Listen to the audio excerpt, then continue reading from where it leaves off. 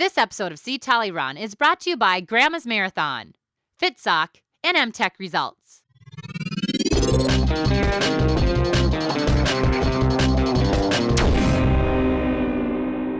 Hi, I'm Olympian Carrie Tellefson, and today I'm interviewing national champion and fellow Minnesotan, Garrett Heath. So let's get after it. All right, Garrett, so you're in Minnesota right now, having some fun running on the roads. It's great to be back. Yeah.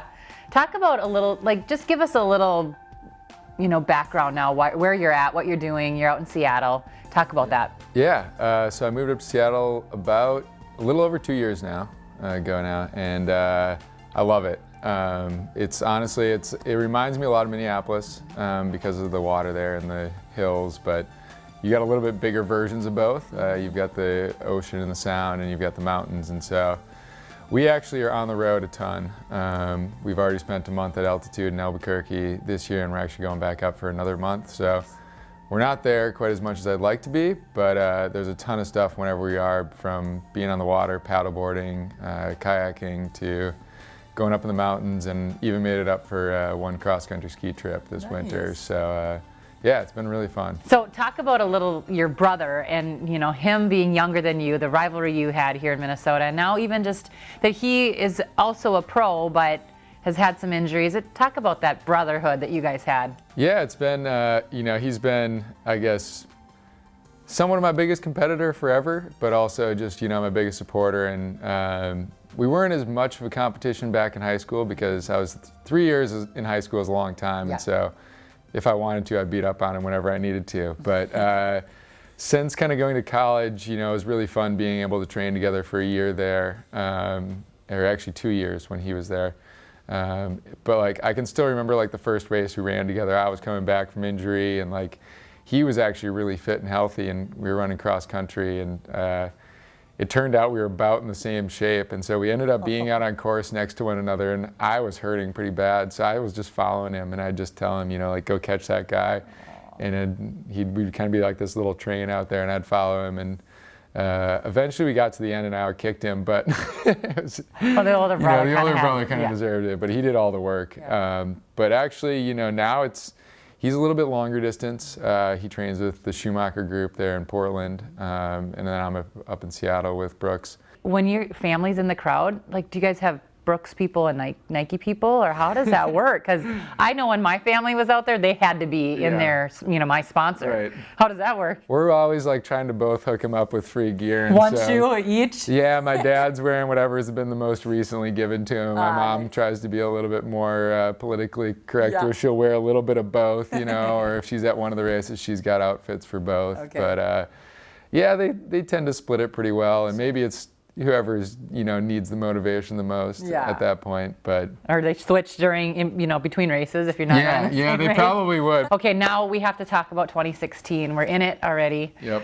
How are you going to make this team this year, and how excited are you to hopefully represent? Yeah, I think anytime I think about it, I get really excited, which I'm trying to hold myself back a little bit, but yeah, I don't think we're trying to do a whole lot different this year. We're pushing things back a little bit because the trials are a little bit later in the season. And last year, I felt like I was really fit about a month out from the trials. And I think I still really was by the time we got to USA's last year. But it was maybe closer to the end of that window of, when anytime you're really fit, I think you start to get nervous, when you're fit for a long time, okay, just don't mess this up. I feel really good. Yeah. And so trying to push that window back so we're kind of right in the center of it this year.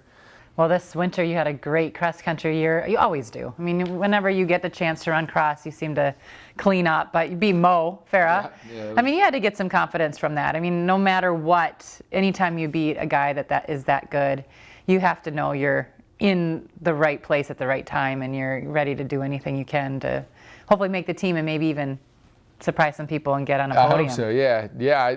It was cross country, so it's different than the track, but I did build a lot of momentum from, anytime you beat a guy like Mo, I think, who I know going in, I mentally prepared as if I could beat him, but in the back of your mind, it's really hard to actually visualize yourself beating a guy like Mo, who's had, leading into that, just doesn't get beat by many people. Right. And so it really wasn't until the last 100 meters coming in that I finally realized that maybe it was a possibility.